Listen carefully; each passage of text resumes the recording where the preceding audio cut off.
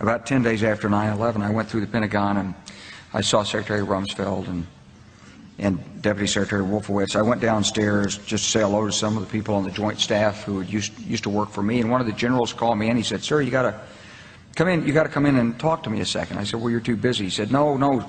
He says, "We've made the decision. We're going to war with Iraq." This was on or about the 20th of September. I said, "We're going to war with Iraq. Why?" He said, "I don't know." He said, "I guess they don't know what else to do."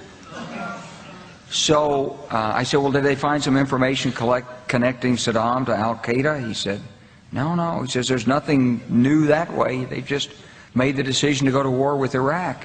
He said, "I guess it's like we don't know what to do about terrorists, but we've got a good military and we can take down governments." And he said, "I guess if the only tool you have is a hammer, every problem has to look like a nail."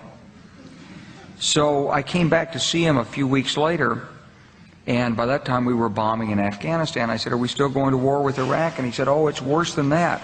He said, he reached over on his desk, he picked up a piece of paper, and he said, I just got this down from upstairs," meaning the Secretary of Defense's office today, and he said, "This is a memo that describes how we're going to take out 7 countries in 5 years, starting with Iraq and then Syria, Lebanon, Libya, Somalia, Sudan, and finishing off Iran."